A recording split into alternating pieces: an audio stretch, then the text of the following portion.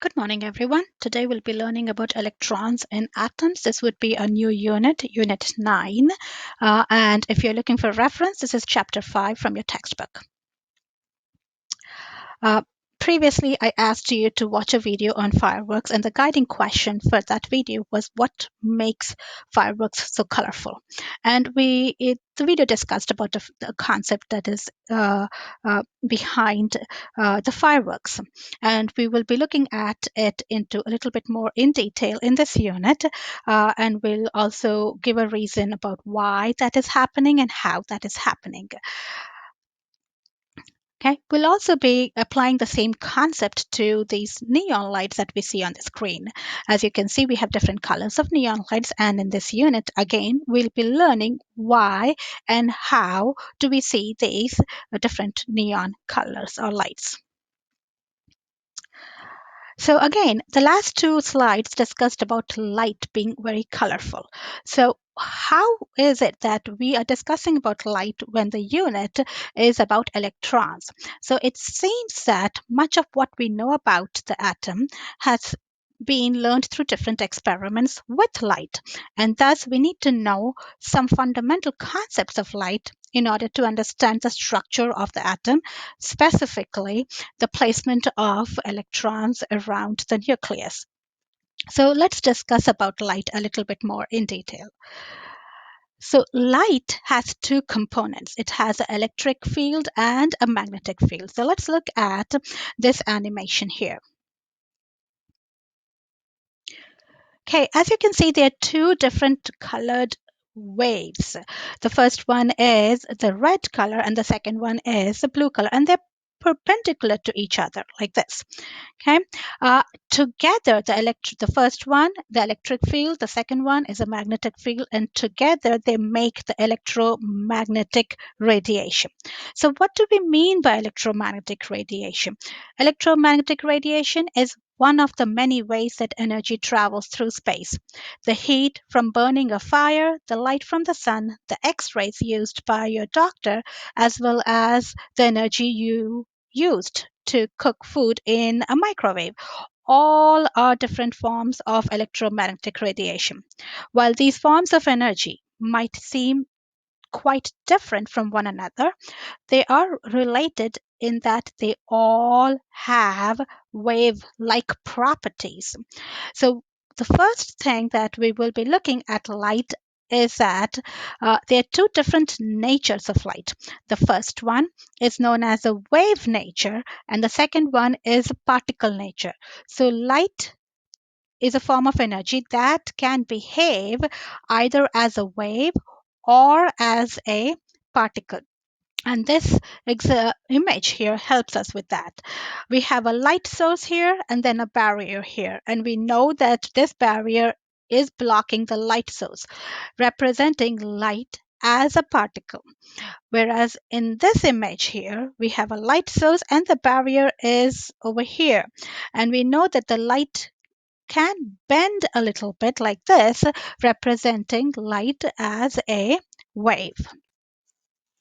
Okay, let's look at the nature of light as a wave. And in this slide, we will be looking at different properties of light as a wave. So this image here is an image of a wave.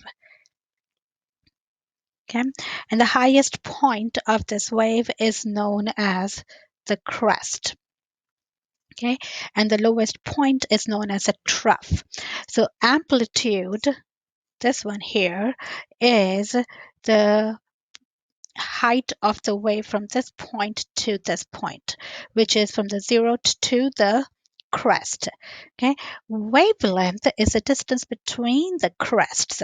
So this is a crest and this is a crest. It is the distance between the crest, and the distance is the length. Length of a wave is known as a wave length, and it is represented by Greek letter which is known as lambda, and the units would be meters or nanometers.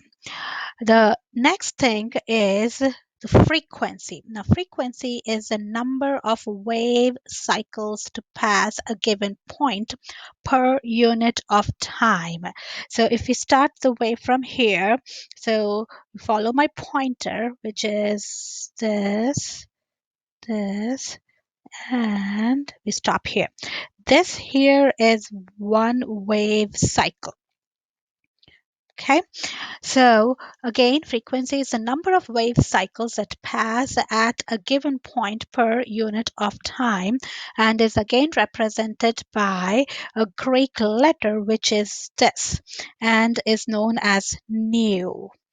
The SI unit, System International Unit, for frequency is cycles per second, or hertz, which is represented by a capital H and a lowercase z. So let's look at this image. We have two different waves. So again, first wave, and we know that the wavelength for this picture, that it's bigger as compared to the wavelength for this one. This is bigger or longer as compared to this one, which is shorter, the wavelength. Okay, and if we look at the frequency is the number of wave cycles to pass a given point per unit of time. This is less frequent as compared to this one. This is more frequent. So we can say this is high frequency and this is low frequency. And it has a longer wavelength and this one has a shorter wavelength. Okay, so let's go back to electromagnetic radiation. And we know that electromagnetic radiation is a form of energy that travels through space. And this is the equation or the formula that we need to be aware of. The C represents the speed of light, the radiation which travels at this speed of light, which is a c, and it has a constant numerical value, which is 3.00 times 10 to the power of 8 meters per second.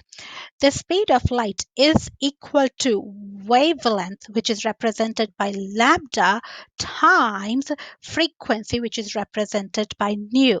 So lambda times frequency, or lambda times nu. Wavelength times frequency is equal to the speed of light. Okay, so let's look at this electromagnetic spectrum. The electromagnetic spectrum is constitutes of this gamma rays, X-rays, and then we have the ultraviolet rays, and then we have the visible light which we can actually see, and then we have the infrared and the radio waves. So this is the only part of the electromagnetic spectrum that we can actually see, which is visible to us and is therefore known as a visible light. Okay, so on this slide, we are looking at a wave equation, and this is a wave equation. Speed of light is equal to wavelength times frequency, which is lambda times nu. Speed of light is a constant, which is 3.0 times 10 to the power of 8 meters per second. We're going to use this equation to solve a few questions, and these are the two questions that we will be solving. On the next slide, you would see how I solved these questions, and we will review step by step how to solve it. So the first question is calculate the frequency of light with a wavelength of 585 nanometers. And we know that 1 meter is equal to 10 to the power of 9 nanometers. So this is a wave equation. C is equal to lambda times nu. We're going to rearrange this equation to calculate for frequency, which is nu. And nu is equal to C over lambda. We know the value of C, and as you can see here, this is the value of C. It is a constant, and we are given the value of wavelength, which is 585 nanometers. We have to convert this into meters. The reason is the speed of light, the unit for it is meters per second. So we have to convert the wavelength into meters. And this is how we are going to make the conversion using our conversion factor. And then we'll substitute this value over here. And that's how we're going to calculate frequency. And the unit for frequency is hertz, or you can also write it as cycles per second. Our next question is calculate the wavelength of light in nanometers with frequency of 1.89 times 10 to the power of 18 hertz. Again, we are given that 1 meter is equal to 10 to the power of 9 nanometers. We are going to use this wave equation to calculate the wavelength. We know the value of C, which is this. We are given the value of frequency, which is this. And if we rearrange the wave equation, we get this equation. Lambda is equal to C over nu. We just have to substitute these values into our rearranged equation, and we're going to calculate wavelength. The wavelength that we calculated is in meters. As you can see, the value of C is meters per second, and therefore we calculated the wavelength in meters. And the question is asking us to calculate in nanometers. And therefore, we're going to do a conversion from meters to nanometers using this conversion factor. And this is a final answer, 0.159 nanometers, or you can write it in scientific notation like this. So up till now, we have discussed about the wave nature of light, and we also know that electromagnetic radiation is a form of energy that exhibits wave-like behavior as it travels through space. And together, all forms of electromagnetic radiation form the electromagnetic spectrum. So what do we mean by electromagnetic spectrum is this. This here is electromagnetic spectrum, which is made up of all these different types of radiations. We have the radio waves, infrared, and then we have the visible light starting from red to the violet end, and then we have ultraviolet, X-rays, and gamma rays. It's a big range, and we can only see a small section of this entire spectrum, and that is visible light. So that is for it today, everyone. We will regroup again for our next video. If you have any questions in solving the assigned work, please do get back to me through email or leave a comment for me on Google Classroom, and I will reach out to you as soon as possible. Have a good day. Until next time, bye for now.